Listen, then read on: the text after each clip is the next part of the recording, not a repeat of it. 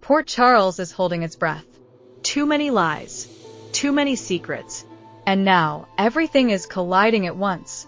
A trial that could ruin lives, a captive running out of time, a fugitive hiding in plain sight, and a romance that may not be what it seems.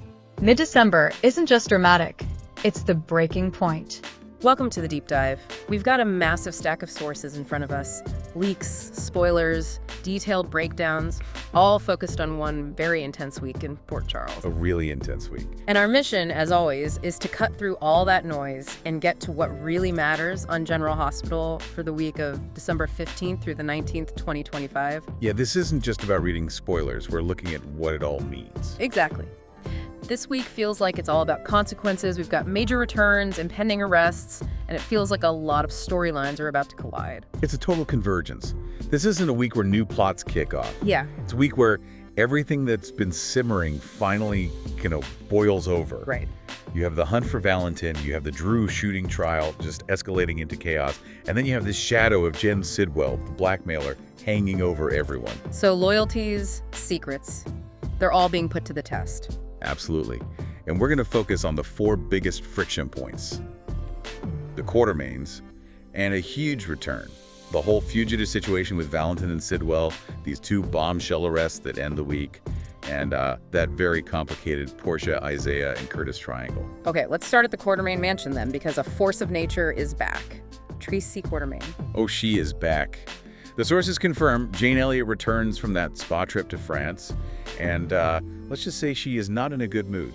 I'm guessing fury is the word. Fury is probably an understatement. She finds out Ned had a heart attack and surgery, and nobody told her. Oh, they protected her from the news. Exactly. And she walks in and immediately makes it clear. You do not leave Tracy Quartermaine out of the loop. Ever. So this isn't just a casual visit. This is her reasserting control. It's a total power move. Yeah. Ned's been saying for weeks, oh, no need to cut her trip short. Well, now she's going to hold this over his head forever. And she'll use it as leverage to get back into every corner of the family business. For months, probably. And speaking of the family, the sources gave us a little flashback to Thanksgiving. Ah, yes, the turkey dinner. Brooklyn and Chase, they really tried. They made this whole traditional turkey dinner. Outback the dog had other plans. Outback the dog ate the turkey. So the great Quartermaine tradition holds, they ate pizza. Some things never change. Okay, so besides Tracy, who else is back this week stirring things up? We have a few key returns, and almost all of them are tied to, legal or criminal stuff. Okay. Chris McKenna is back as Jack Brennan. He's seen talking with Jocelyn on Monday, which is interesting. Very interesting, given her views on authority right now. And then later in the week, he's confiding in Carly, which, considering who Carly is hiding in her attic, is an incredibly dangerous conversation. Yeah, we'll get to that. And on the legal side of things, Nazanin Contractor is back as AD Justine Turner. She's meeting with Sonny and Rick on Monday. and this is about the Sidwell blackmail. The sources suggest it's more about Professor Dalton, the professor who vanished. The cops haven't forgotten about that loose end. Okay, and one more before we leave this world. Rocco Falconeri. Yes, Finkara is back, and on Tuesday, Rocco gives his dad, Dante, a pretty significant ultimatum. This has to be about Gio Palmieri. It's all about Gio. Dante's been trying to control Rocco's access to him, and Rocco is he's pushing back hard. How worried is Dante? So worried that on Monday he's confiding in Nathan, blaming himself if this whole thing with his son goes south. It just shows how every little family issue is getting magnified right now. That's a perfect transition then to the biggest family issue of all, the Cassadines. Let's go to Carly's attic. The most dangerous safe house in Port Charles right now. Jane's Patrick Stewart is still on as fugitive Valentin, and he's still hiding at Carly's. And she must be completely stressed out. Oh, totally paranoid. On Monday, she basically tells him, I am not leaving you alone in my house. That's the deal. But by the end of the week, things shift. They do. By Friday, they've gone from reluctant host and guest to co-conspirators. They are actively debating how to destroy Jack Brennan for good. The enemy of my enemy. And Carly's already sent a signal to Charlotte. She has. The sources confirmed Carly dropped that key with the blue ribbon for Charlotte to find. It was their secret signal that Valentin is safe.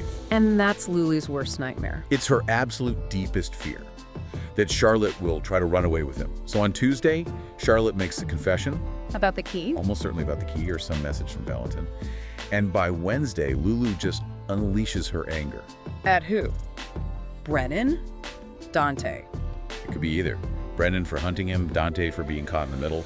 But Nathan backs Lulu up on Thursday, which adds another layer of complication for the police. Okay, this is where we get into the kind of analysis our listeners really want. The long-term plan for Valentin. We got a very reliable leak about his timeline. This is huge. The leak is explicit. James Patrick Stewart is not sticking around long term. So there's a definite end date for this story.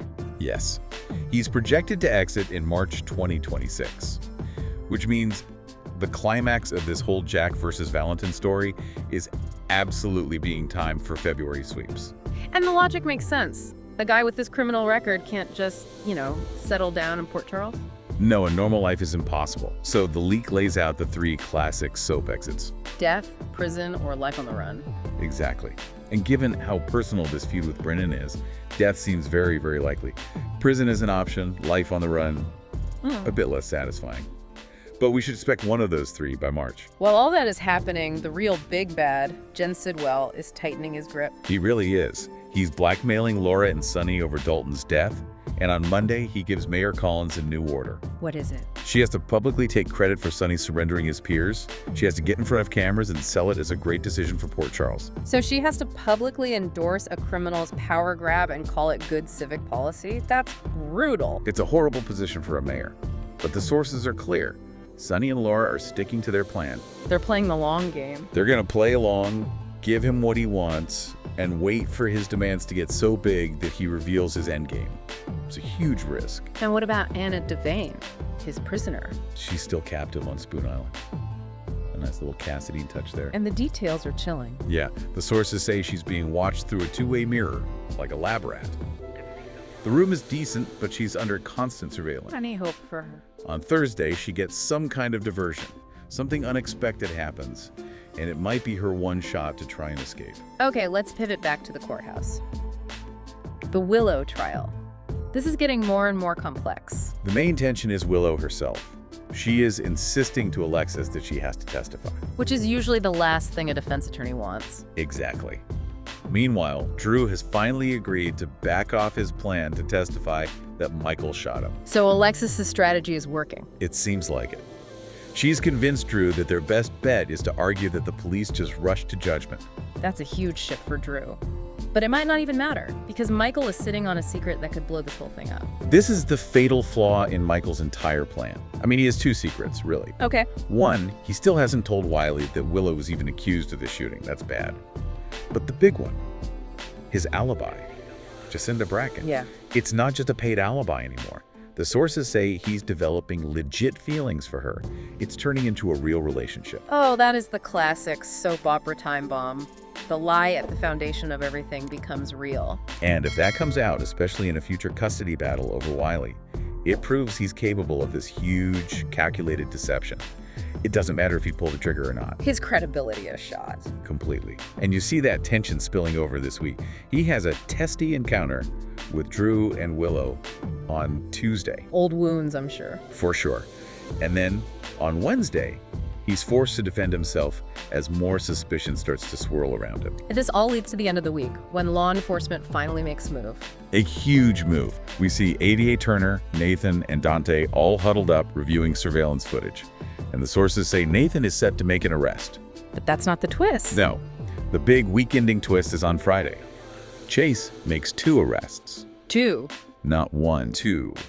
Which means this has moved way beyond just suspicion. They have something concrete. And if Chase is the one making the arrests, he's one of the few clean players in this whole mess. It carries a lot of weight. And given that Michael's alibi is built on a lie that's now becoming this complicated romance, The speculation has to be that he arrests Michael and Jacinda. it feels like the most logical conclusion.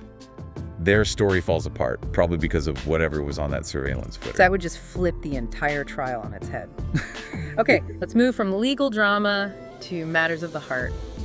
Portia's pregnancy. The stakes here are just immense, both for her health and, emotionally. So Isaiah knows she's pregnant. He knows.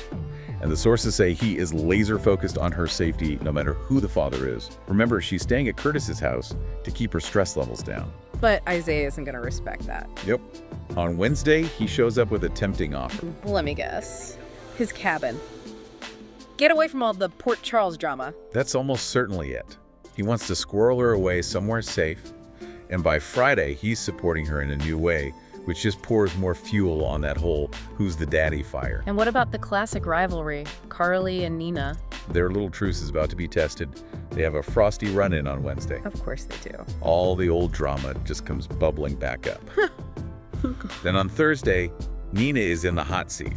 She calls in a favor, and it seems to have blown up in her face. And finally, Jason and Britt. It's a tough week for them. Jason is incredibly frustrated that he can't do more to protect her, and Britt is really disappointed on Wednesday, probably a setback with her treatment. But Jason is taking action. He is. He goes to Jocelyn on Thursday to ask for information. About the WSB and Britt's research, that's a big deal for Jason to ask for help like that. It is. Jason's circle is tiny. For him to go to Jocelyn means he's desperate to find another way to get this medication for Britt away from Sidwell's control. It shows how much he's committed. It really does. And remember, Britt just recently challenged him to kiss her. So by Friday, when she's touched by something he does, you can see his support is finally breaking through her defenses. So this week is it's all about consequences. To recap the end of the week, Chase makes 2 huge arrests, likely ending the alibi story. Valentin and Carly are disagreeing on how to take down Brennan, and Jocelyn makes some kind of key resolution. The big theme, really, is that the legal system has become a weapon. Sidwell, Drew, Michael, they're all using the law and the police for their own personal, corrupt goals, not for justice. Which brings us to our final thought for you to chew on this week. Drew has been so focused on his own goals that he's been willing to let Curtis or even Michael take the fall for the shooting. Even though some reliable rumors hint that he might know Willow was the actual shooter. Right. So now that Chase, who is an innocent party in all this, has made 2 arrests based on actual evidence, how do those 2 people, who are probably Michael and Jacinda, fit into Drew's master plan? And maybe more importantly, is Michael's secret building a real relationship with his fake alibi going to be the thing that costs him absolutely everything when the whole truth finally comes out in court?